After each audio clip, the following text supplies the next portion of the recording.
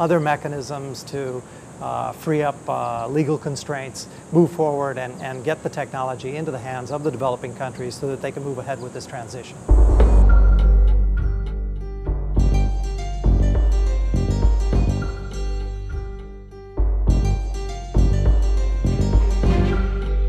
Even inside government, collaboration is challenging.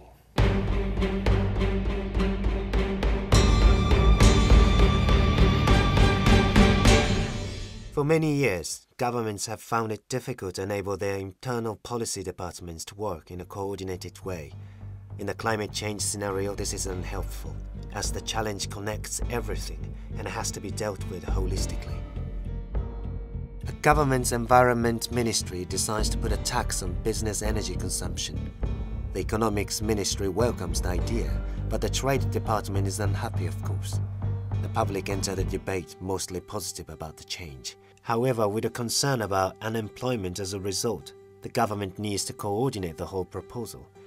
They decide to keep the tax change, but offer financial incentives to businesses that do well. Thus, a win-win situation where energy consumption is lowered, but only the uncommitted businesses suffer economically. Fairy story? The question is, how can internal government coordination practice change? The governments in this region are trying to collaborate more efficiently. Yes, but the scale of internal change is not always understood. There's no chance of that type of collaboration within central government, surely. It's critical.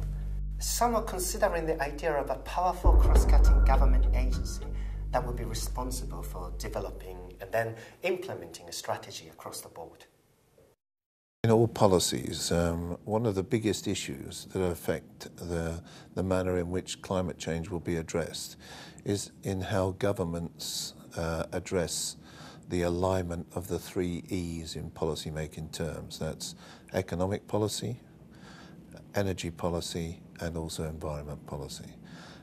Because very often they have competing or contradictory objectives. Climate change is not owned only by Environment Minister, but also by the Department of Industry, of Forestry, of Agriculture, of Land Use. So climate change is an example that can be used as an integrating factor in which the government then mobilize or get all the departments on one table. I think leadership, in any sort of organization helps, and in the policy-making arena, even more so, it's crucial. And in Malaysia, we've seen, a great change really, because we've had a change in leadership, and that has actually helped significantly as well. More than just coral reefs, we could lose airports, we could lose seaports, we could lose highways. And therefore, the solutions must be to develop not only lifeboats where human life can continue to thrive, but lifelines, the connections between those lifeboats, because without lifelines, you have no economies. And without any economies, then we face a real disaster. Yes, there are some gaps in the knowledge, but research at a regional level could rectify this.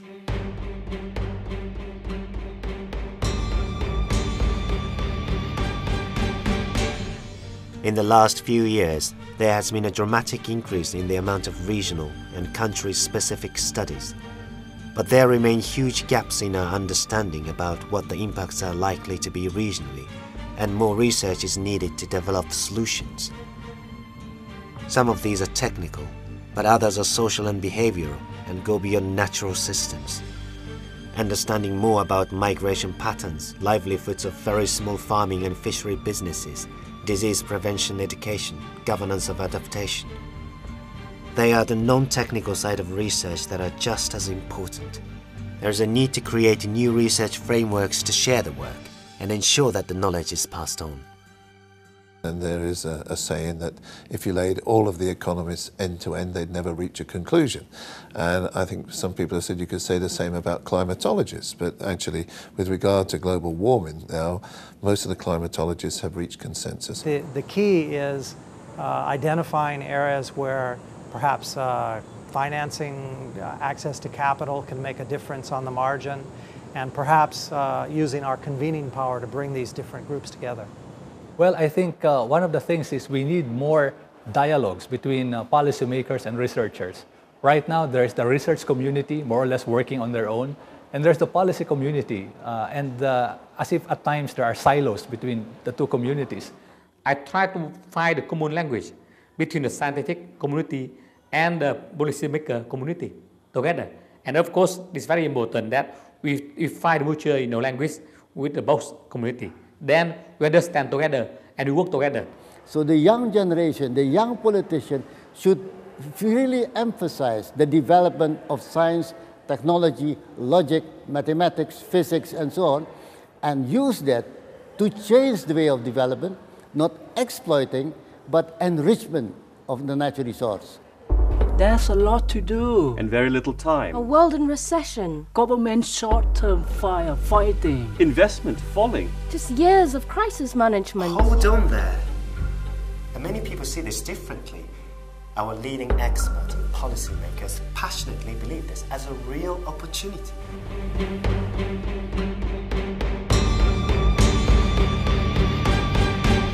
I think the time has come when we have to come up with new metrics on what represents success and development. And here may I quote Mahatma Gandhi. He said rightly, speed is irrelevant if you're moving in the wrong direction. It doesn't make sense for people to produce the same goods, the same services, if they're going to pile up, and if in the future the public is not going to buy them.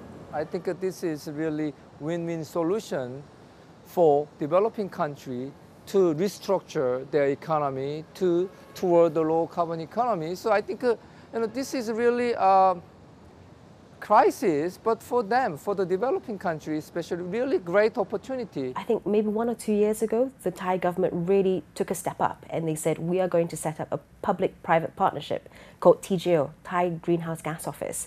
And TGO has done an amazing job in terms of really streamlining the host country approval process. A lot of people look at the CDM process as, step 1, step 2, all the way to UN registration. But there's so much support that the local government can give in terms of guiding the project owners, in terms of identifying for them where the opportunities are. So roles that you would expect maybe the private sector to take, in Thailand, they are actually proactively doing it. There are remarkable things, global movements that are happening already, and I think this is also influencing policymakers in a way, because they know that the public is there and to support these initiatives, and I think it creates that sort of that pressure for them to actually sort of deliver. It's going to be an exciting time. The question we have to ask ourselves, are we going to resist change or are we going to embrace it? So my feeling is that you'll see a snowballing of actions. And therefore, if we look at the next 5 years, I think the end of the road is not Copenhagen. It's really the beginning of a journey. And I'm sure 4 years or 5 years beyond that, you'll see the world willing to take much greater action. To the young, to the politician, and to the young generation, look forward. I mean, it's a better world. It could be a better world because the science and technology is so improving, and that it is feasible, it is in our reach to have a better life with using rationality, brain power, science, technology, but also belief in God. It's inspiring. Certainly challenging. But what a huge achievement if we make it work. Exactly. We have the ability to make this a moment in our history when change brings long-lasting benefit to people everywhere. It's an opportunity for us to demonstrate leadership in using low-carbon technologies to support high growth. As they say in the movies, the chips are down and stakes are high. To do nothing is a gamble we cannot take.